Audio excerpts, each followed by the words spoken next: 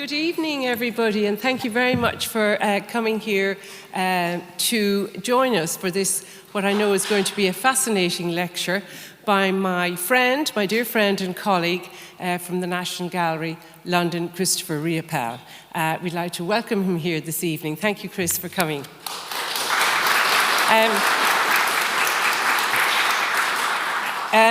Over the past couple of years, my colleague Logan Sisley, Head of Collections, and myself have been working on the acquisition of this wonderful small painting, Vuillard Family, by Edouard Vuillard, and we are absolutely delighted to have it now part of the collection.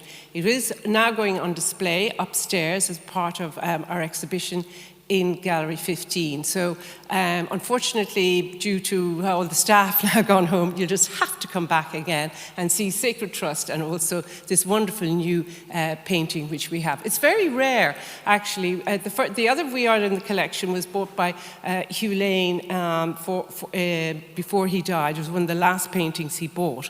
And it's very rare to find a museum piece from that period nowadays. They're usually all now either in museums or lost. So we're really doubly pleased to have that, and doubly pleased to celebrate it with the La Cheminée by Vuillard, which we now share with the National Gallery London. So without further ado, I am going to hand you over to Chris. Thank you very much.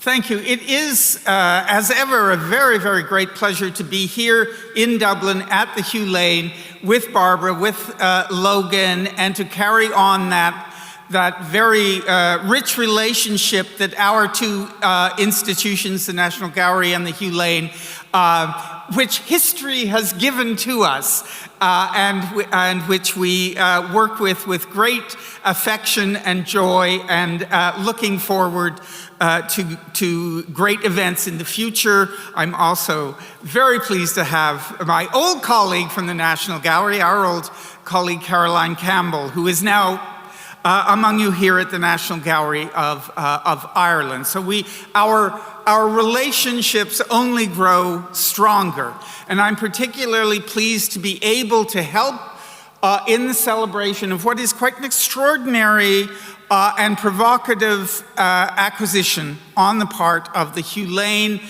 painting by Edouard Vuillard, this very challenging family image, which I want to talk to you about tonight. But first we see the man himself, Edouard Vuillard, French artist, born in the Bourgogne, born in Burgundy in 1868, moves at the age of 9 with his family to Paris. The rest of his life, he is a truly Parisian artist, involved at the highest levels of the Parisian avant-garde of the 90s and well into the 20th century. Anything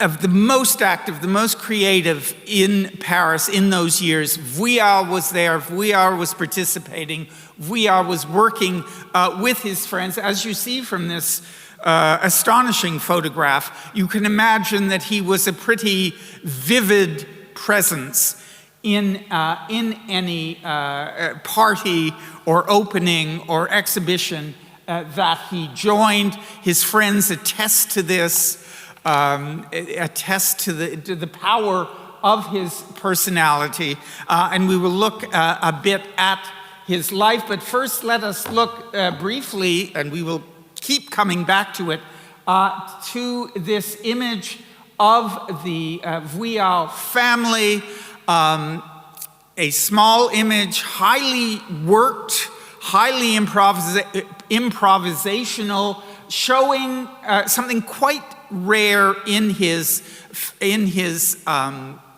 life, an image of himself and the two people in his life closest to him. It's a subject of debate, but I will argue that the central figure is his mother, and the figure on the right is his sister Marie. His mother is also named Marie.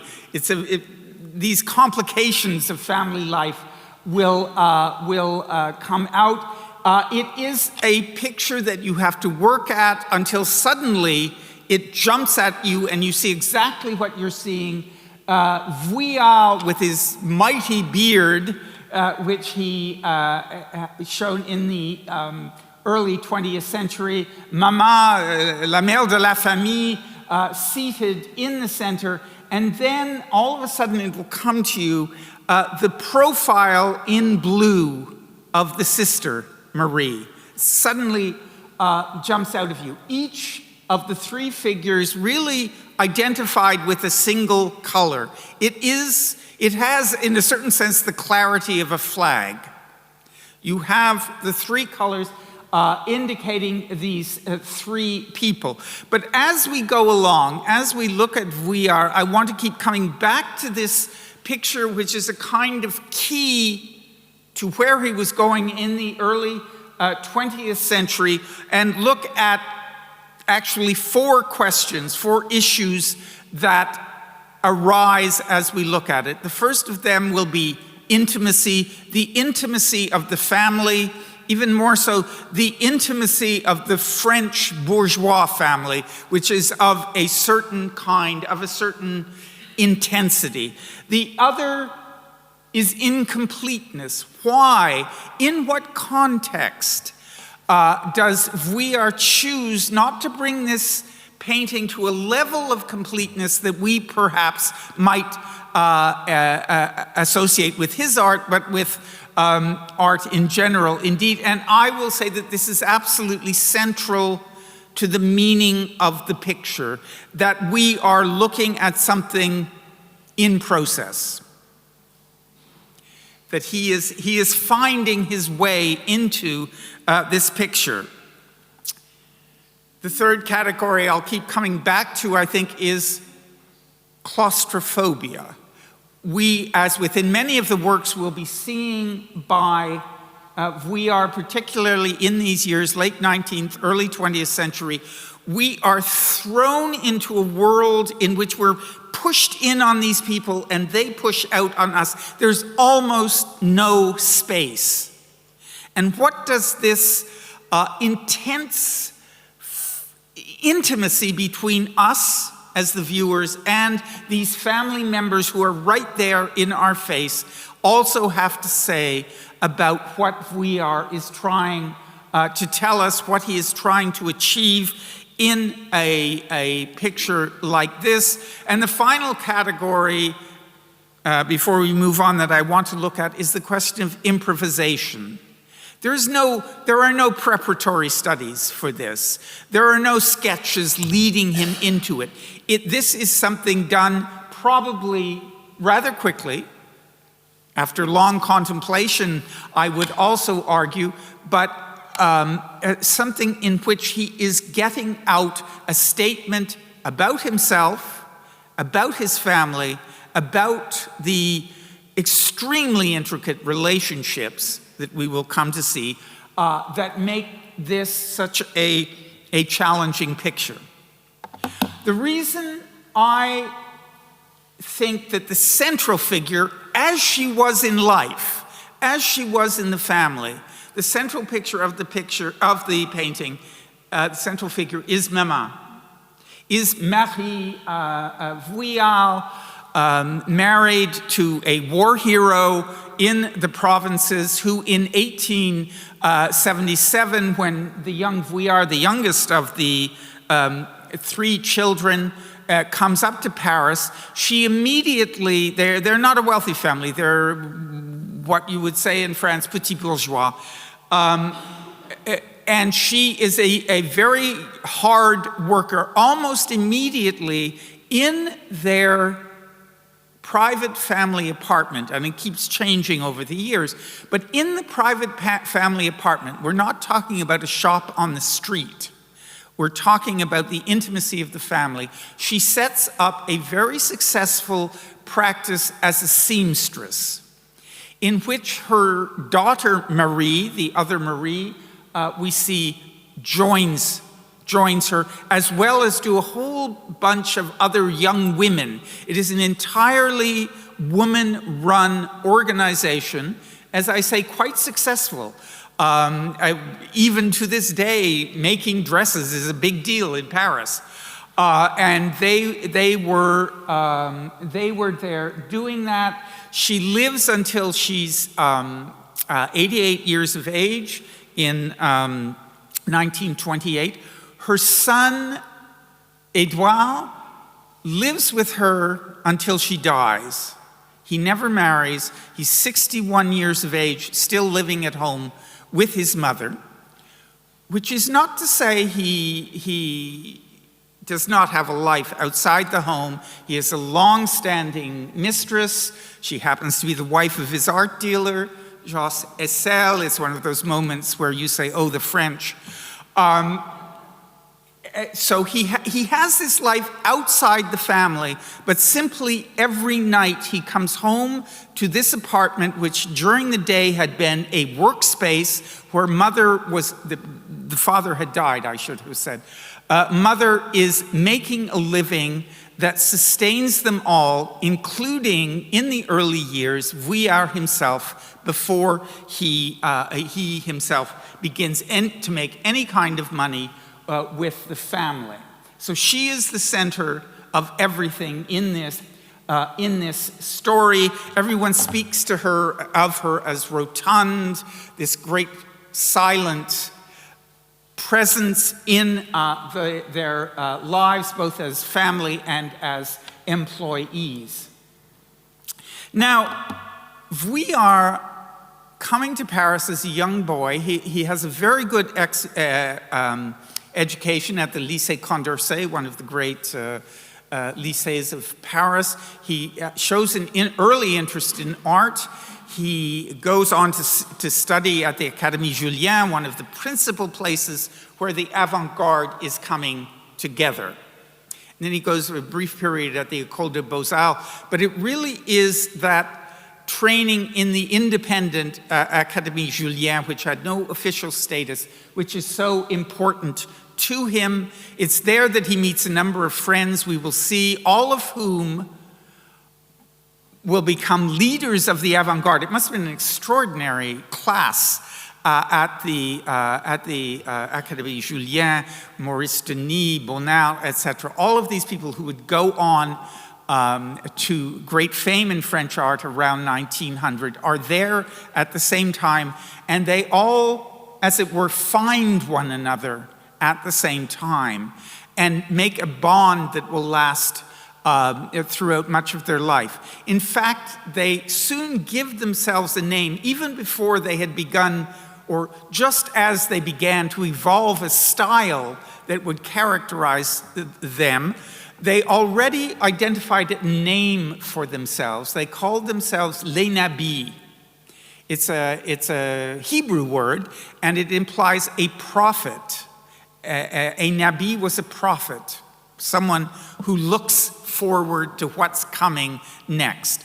And this is entirely in keeping with the role that they now began, even as young students, to think of for themselves as the ones who will be leading the way forward in art. It's quite a daring thing for 18, 19, 20-year-olds already to think about for themselves. But interestingly, the style that they will evolve collectively around 1889, 1890, interestingly, in the history of art, we can go back almost, we could say, to a single picture that defined how they were going to make their paintings. And it is this picture on the screen, 25 times larger than it is in real life. It's like a large Christmas card. It is by a young artist, to another friend from the Académie Julian, a young artist named Paul Sérusier, who in the late 1880s becomes a disciple of Paul Gauguin. And they are working together in Brittany, in the small town of Pont-Aven. And one day in early 1888, Gauguin takes him out into a little woods, a little lake, not far from the very center of this beautiful town of Pont-Aven, and tells him to look at the lake, and then tells him, paint it, but paint it following my instructions.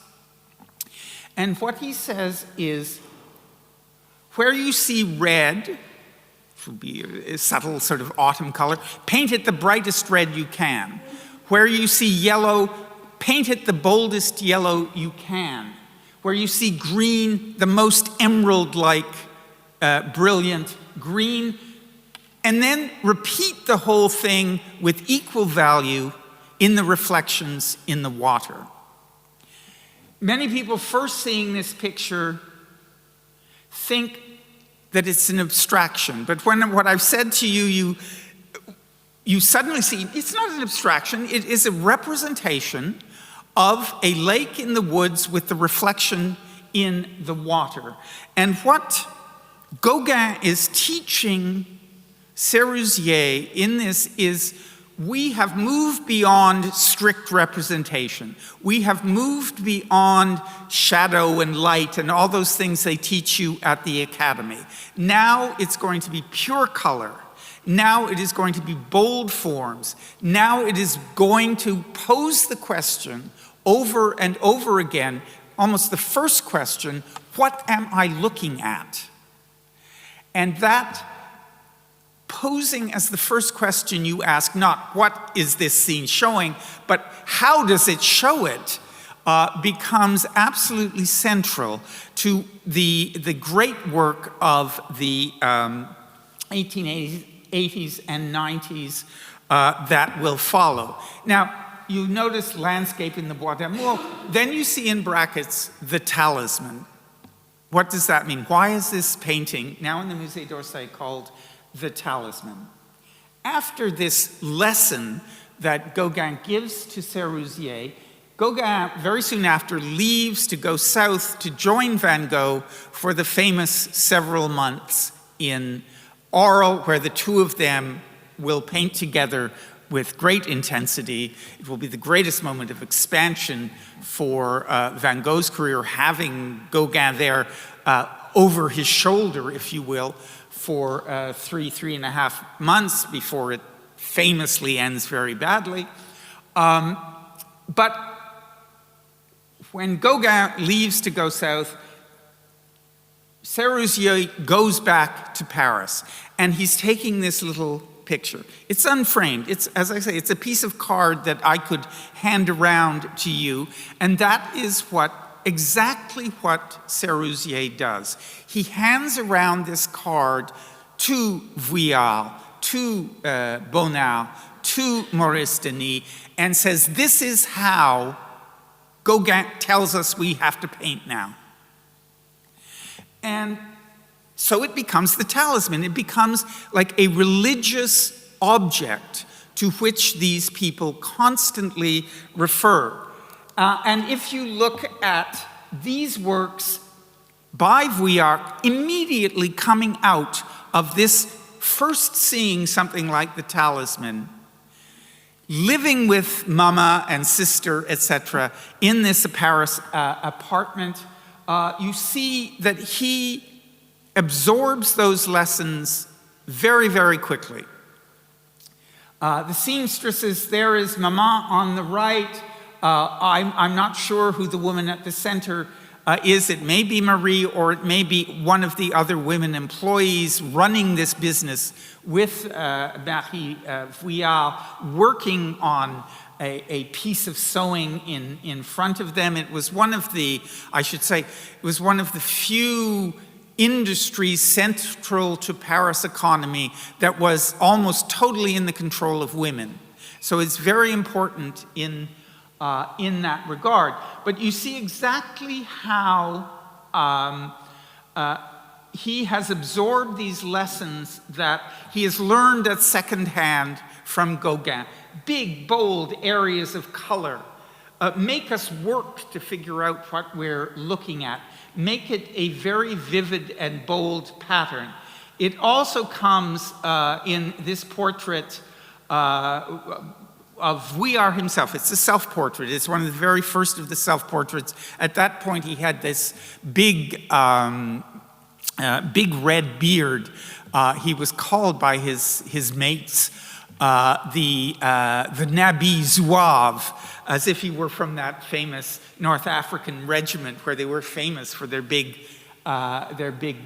beards, kissing someone who's sometimes said to be his sister, but we're getting into a little strange territory now. But it is again this bold simplification of form again, and this is extremely important, on a very small scale. These people coming up in the 90s, like Vuillard, etc., knew they were not going to get state support. That world was over. They were not going to get commissions to paint vast murals in this city hall or this court of justice that the French state would give out. They were on their own. And in that regard, scale becomes very important. You can't sell mural-sized pictures if you're unknown, but maybe you can sell very small pictures that people can acquire for their own homes. So suddenly in the 90s, scale, in this case small scale, becomes a very important marker of the avant-garde. And that would remain into the 20th century, and certainly through the picture we're talking about tonight. Here is his close friend Bonnard again. He would go on to a hugely famous career at the same time. Interesting how much they look alike. And this incredible intensity of the gaze in these photographs. And the checked blouse, again, a very Vuillard-like theme, fashion, women, clothes, and this absolutely up-close, in-your-face presentation of a subject, her in the foreground, but then other figures of diminishing scale up in a way that place us in a kind of confrontation and demand we first figure out what it is we're looking at and then begin to figure out the dynamics of it, how indeed it is working. The other figure, Maurice Denis, again another student here with the Muses. He always works on a slightly larger scale, and he always takes us into this symbolic dimension. Here we're in the woods of the Muses, where it could be ancient Greece, etc., except that they're dressed in very modern dress, but in this highly symbolizing space with the trees. So the three of them are really, among several others, the ones who are pushing forward this new imagery that will be so important throughout the 1890s, and that will really announce the Nabis as the next generation, following the post-impressionists, following Van Gogh, who is dead by this point. Gauguin has left for Tahiti. They're the ones who are left in Paris to prosecute the case for a truly Parisian avant-garde art at that point. Here we look at another picture, because I want to get back to an issue that will arise, which is the spiritual dimension. Nabis, the very name prophet, as if they were biblical, suggests that there is something spiritual in what they're trying to do, that they are trying to remove us from an everyday realm in certain ways and take us into another area of spiritual resonance. And certainly this glorious work, In Bed, a young sick child, one of the great themes across Europe of art in the 1890s, the sick child, the child who's going to die, Munch would do it, etc., is very, very important at this point. It is almost entirely a monochromatic image. It couldn't be reduced any further. And then at the upper right, amid all of these beige and white and brown tones, you get this cross, a Tau cross. That is the cross that does not have the upper section, which carries you back. This Tau was seen to be cognate with early Christianity. All of a sudden in this room, carrying us back with this sick child to a world in which the spirit is extremely important in ways that we are not quite able to understand. But for Vuillard, he will keep coming back for the next 15 years to this spiritual dimension, and we should never underestimate its importance in his art. We know little about his own spiritual life, I would say. He was not traditionally Roman Catholic, except for propriety's sake, I think it would be safe to say. But that there was a spirit investing the world was extremely important to him. Maurice Denis, whom we saw on the other hand, was highly Roman Catholic.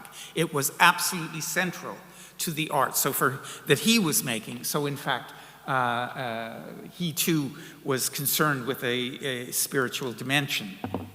Here we have another image of the same two people, in addition to Vuillard himself, that we see in the Hugh Lane picture. There is Mama seated grandly, hands on legs, turned in, a woman knowing what she was doing, maintaining a family, keeping them feeding. And then there is the sister, Marie, leaning in, subservient to Mama.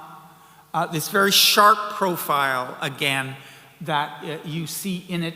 In a claustrophobic space where they are right up in front of us, where we find it very hard to draw a distinction between foreground, background. The entire left side of the picture is, one assumes, wallpaper, flowered wallpaper that nonetheless presses right up to the picture surface. So that, with these heads looming out of it, as it were. So that sense, I've used the word before, of claustrophobia, that we are thrown into a world that utterly absorbs us, is very important in this imagery of the 1890s. Here, a picture from the barber. Again, it's Madame Vuillard at the dressing table, dressed perhaps in one of the robes that she and her studio have themselves created, a flowered dress that again pushes itself up right to the foreground, is then repeated in the mirror, plays off against the patterning of the rug she is seated upon, so that the whole spatial sense of this image, again in the family apartment, perhaps after all the workers have gone home for the day, she is alone, creates this sense of total presence for us, or indeed for Vuillard himself, who you have to imagine is just out of reflection sight in the mirror as he observes his most constant subject in all these years, Maman. Now, at a certain point, as the 80s move into the 90s, the big blocks of color which had characterized the work from the moment that he first saw Seruzier's Talisman, those big, bold areas of color right up on the surface, begin to break up. You still see the big areas of rather muted colors in this woman in black painting and all of these are very small, painting on the left. On the right, you see a woman sitting by the fireside, but you see the brush stroke has now begun to break up. It's becoming much looser. It's becoming more, particularly behind the woman sitting there. And I show you that in various sources that you read, it becomes very problematical. When was this painted? Several sources say it's as early as 1894, but the most recent major publication, the Catalogue raisonné by Guy Courchevel, pushes it as late as 1902. So suddenly we're finding in an area we're not entirely clear where Vuillard is going. He himself may not have been entirely clear as well, but there is a development going on away from the solid forms of the 90s, perhaps into something more diffuse than had been before. Now, I have emphasized that he worked on a very small scale. He did not always work on a very small scale. He was entirely capable, with his very good academic training at the Académie Julian and at the École des Beaux-Arts, entirely capable of working on big mural-sized pictures, such as this 5-panel work now in Washington of the Place Vintimille, a lovely small Paris square, not far from the family apartment at that moment. Beautiful, beguiling, very cleverly structured and tying together with this great curve of the sidewalk, as I take it to be around the park, tying together the 5 separate panels. He had, Vuillard, a wonderful sense of decoration, and he was able increasingly to move, especially as the 20th century began, to move from the small scale up to the large scale. And they came to play different roles in his life. Small scale remained the domain of the family, domain of the mother and the sister, Marie. Big scale became increasingly what his dealer, a man named Essel, was able to sell to, and in public increasingly, once we were into the 20th century, increasingly fascinated by Vuillard's art. And this sort of large decoration was of increasing popularity with a wealthy new clientele, decorating their Paris apartments or their country houses with this beguiling imagery of city life. This is the picture, one of the last of Hugh Lane to buy, that the National Gallery and the Hugh Lane share. The mantelpiece of 1905. By Vuillard's standards for his interiors, quite a large picture by that time, but again, very, very close up, very intimate what it's telling us. We know it's in the country because those are wildflowers that someone has gone out and picked up and put into a vase. You would not see a vase like that in Paris. We know it's the room that Vuillard himself is occupying, because we see his artist's cloths and works that would have interested him or that he may well have done. But again, within this extremely close-up presentation of an interior, we get the whole story, in a sense, of him spending the summer out in the country away from Paris with his art dealer and the art dealer's wife, who is his mistress, in a very complicated relationship, no doubt, all in terms of this the sharp architectonics of that fireplace and these very telling details so expertly spread around the room. It is, and it would be interesting to know why Lane was particularly interested. It is simply one of the most pleasing pictures in certain ways that Vuillard ever painted, and it is also, I assume here, as it certainly is when it's in London, people are drawn to it like a magnet.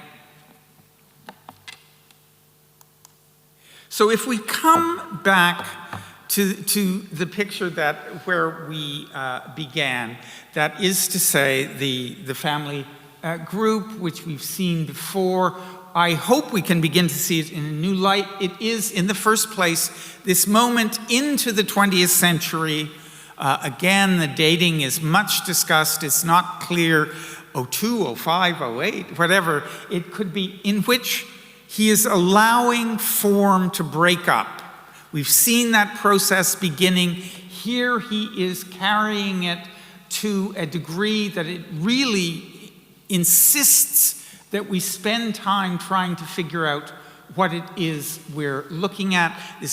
The entire surface covered with these broken brush strokes, no details completed in any way, but a sense of an intimate relationship among these three figures. What is going on with them? What is going on with them, and why does he choose at this moment to present them in this way, in this broken, improvisatory, quick way? I want to propose a theory about which I cannot offer absolute proof. We don't know enough. But one thing we do know is that in about these years, in the first decade of the 20th century, Vuillard is becoming interested in what was called automatic painting.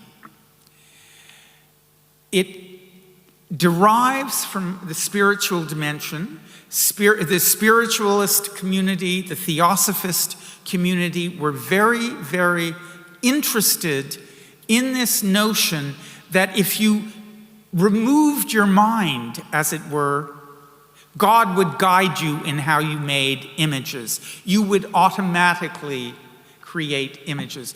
And the surrealists would take up this notion without God in the next generation. But within that spiritualist community, by which we know Vuillard was fascinated, this notion that if you freed yourself from mere professional practice, you would be led to some kind of deeper truth. And it was said within that literature to be particularly strong when you were dealing with subjects that were intensely important to you. Painting a bird on the lawn, you were not going to, God was not going to transport you to something beyond yourself, as it were. But Vuillard here, is painting the three most important people in his life with whom he shared his life in the most intimate terms. Himself, Mama, who, as I said, would live to 88 and die when he was 61, and his sister Marie, married now to a very close friend of his, Curator, a fellow painter, but the three of them there every day in their life. This was perfect subject matter for automatic painting. The three people most important, most central to his life, and if you just let yourself go, perhaps not even looking at the canvas or the board, you just looked at the subject and let your hand lead you. Perhaps this begins to explain the extraordinary experimentalism of this painting and the sense that we are confronted with something even deeper than what we've been seeing in other works by Vuillard up to that point. It is a fascinating addition to our understanding of Vuillard. I congratulate you for acquiring it for the Hugh Lane. It will cause a lot of questioning for a long time to come.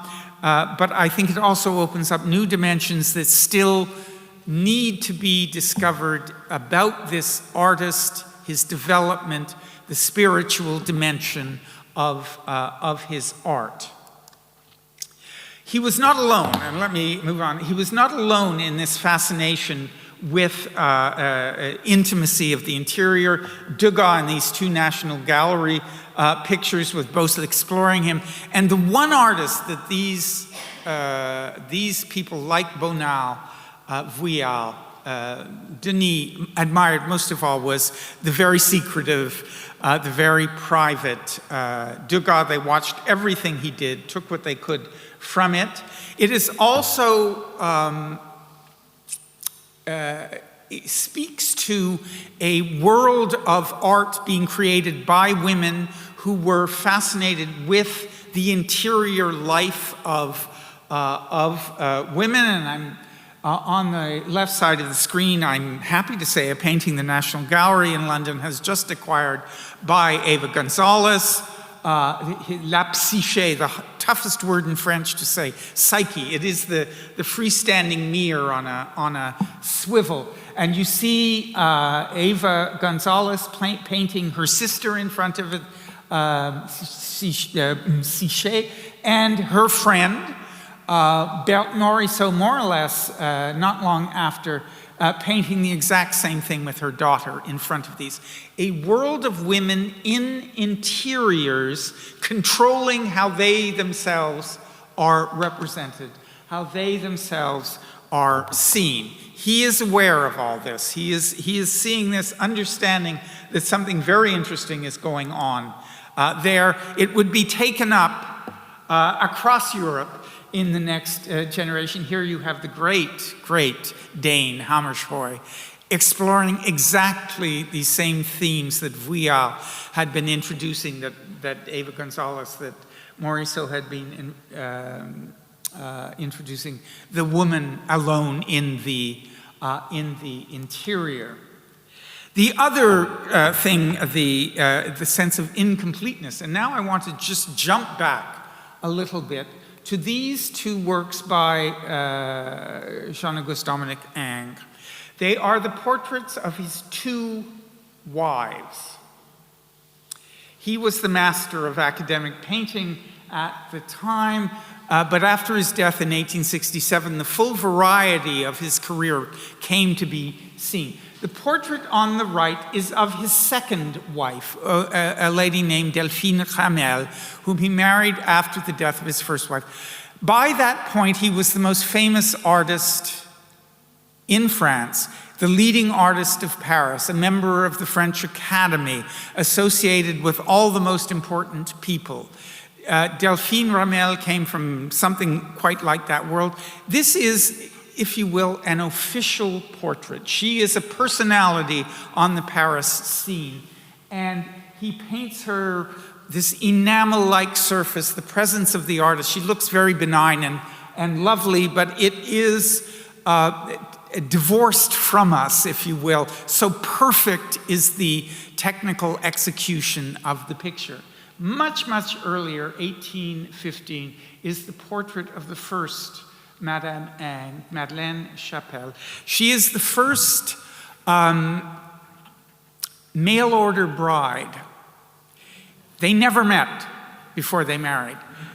He had gone to Rome in 1808. He was quite successful there, but he was very lonely, and he wrote away to Paris for a bride.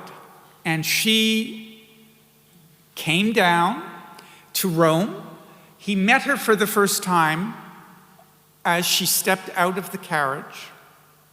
They married the next day, and until she died in the late 1840s, it was ridiculously one of the happiest marriages on earth. And this is her first portrait of her. And look how incomplete it is. You actually see the activity of painting in it. He is enamored. He is emotionally so deeply invested in this woman whom he has just met. This picture remained in the family, would never have been seen before his death.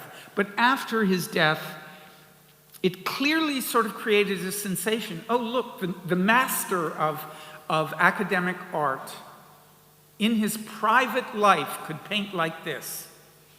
And it was revelatory to artists at that time. So suddenly this incompleteness that we see in the Vuillard also has a tradition in the Paris art world. There, one final look at our picture, just to engrave it on our mind.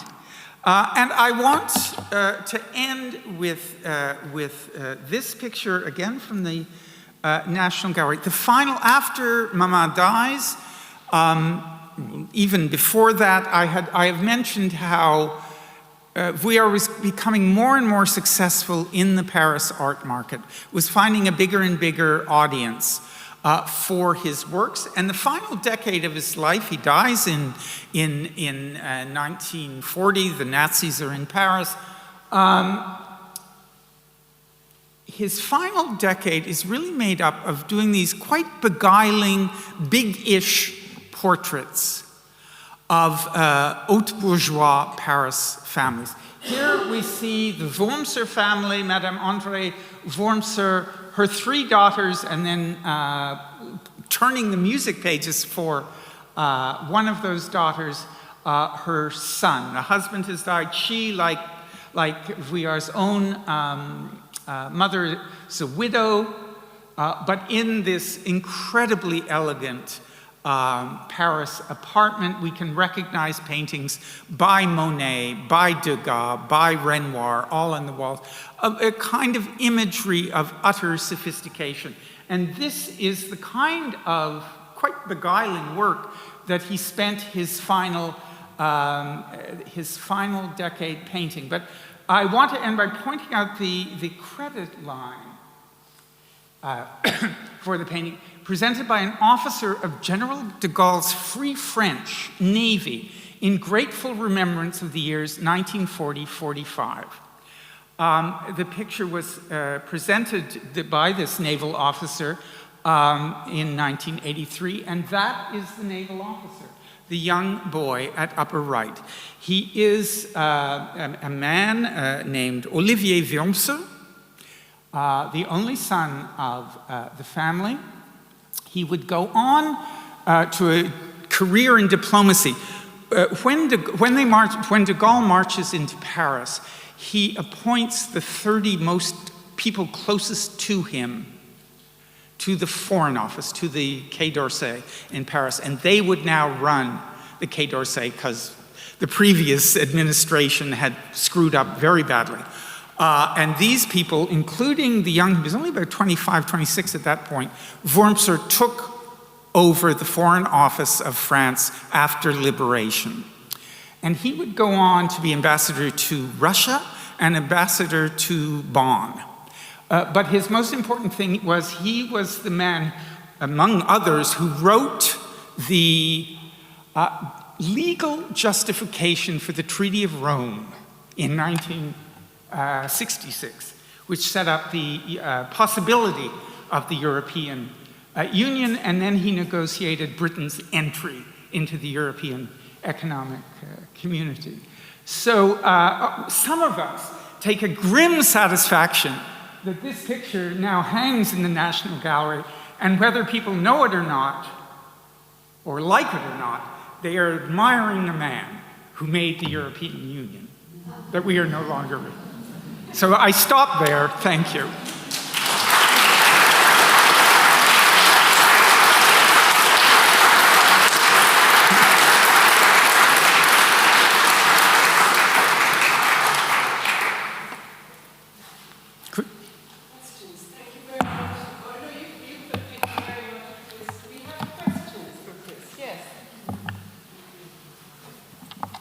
firstly, thanks for a fascinating lecture. My comment really is about the first painting, the family portrait. And you were saying about the incompleteness of his style. Well, it reminded me of the word suggestion, because the French symbolists, they were very interested in this word. And Mallarmé, Stéphane Mallarmé, one of the main protagonists, said, suggestion, that is the dream. I think you are absolutely right to mention the poetic influence. You don't say it directly. It will be much more powerful if you suggest, if you evoke, if you open up possibilities rather than closing them down. So yes, this is an extremely important strand in French aesthetics at that moment. Anybody else with a question? Yes, Christine. Thanks, Chris. I completely follow everything that you were saying in your lecture. Because my subject is British art, I immediately thought of Gainsborough's portraits of his children, his daughters, which are unfinished. Yes. And that we have in the National Gallery collection. I think for a long time they were thought to be largely in the vein of what you described with the Vuillard family. But is there also the simple fact that these people are living together and therefore they are there for the artist to paint? And Gainsborough paints his daughters and then gives the paintings away. So he wasn't very sentimental about them at all. But he's using the opportunity to really push forward his art. And I just wondered if the family is an obvious subject for him to start stretching himself as an artist. The family is both the most available and the cheapest model. They're always there, and I think that's absolutely true with it's been Gainsborough, but many artists. But then the possibility resides in it of carrying it further, of going deeper into what does family mean? How does it mean? Caroline?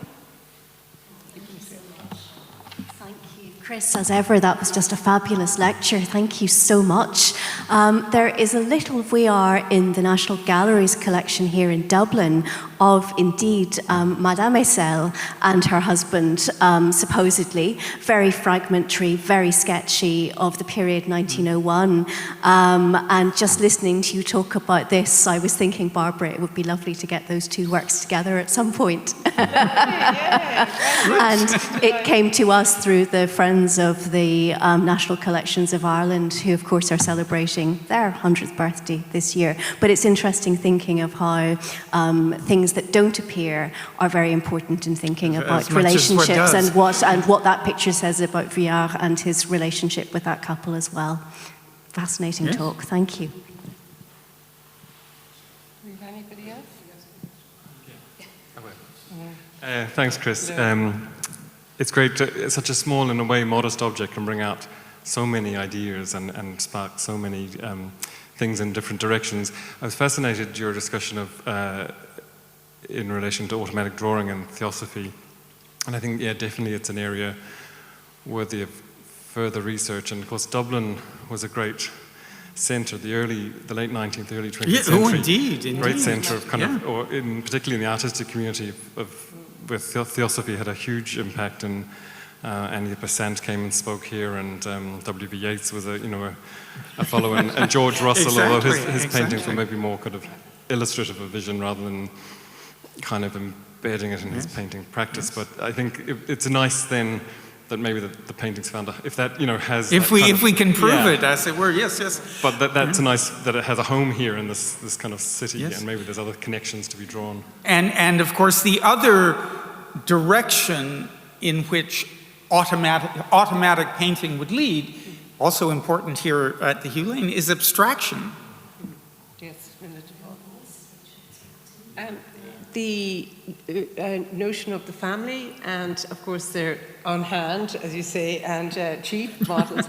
But is there anything else to look into? Is there a certain claustrophobia that we see in Vuillard's paintings of his family any more than we say, well, we've seen the bigger paintings where they're much more open. Is that intensity, is it a psychological intensity? Is there an intensity, is there some dynamic with his mother, or Or is it just genuinely the scene in which he lives, you know, Yes, working and yes. living in the same house? They were not a wealthy family, so all of these apartments, also being businesses, were very small. So they were thrown upon one another. Yeah. But at the same time, this absolute insistence of them always being right up at the front, sort of in your face, suggests a psychological dimension to it. them. Yeah, it's very, very strong in that little painting. Yes, exactly. And isn't Vuillard also was quite interested in the camera? Didn't the Kodak's Yes, the box camera came out, and in the image of the painting actually on screen, the little inset, he has lots of insets. Yeah. Now, where I was sitting, it almost looked like a box camera. I wasn't too sure. Very interesting. I have to ask, he's in Rome, Ang, and he sends to Paris for a bride. Who does he send to Paris? Where does the message go? He sends to a friend, Really? and she, interestingly, was a seamstress. Right. And she answers, and down she comes. Well, how Yeah. brave of her! Yeah. Well, I tell you, we learn more than just about Vuillard. We learn a lot of more social history, out of which context all great art comes, and a little bit more about Ang and his first wife. I think Chris has done a wonderful job and delivered a fantastic and fascinating lecture this evening. Thank you very, very much, Chris.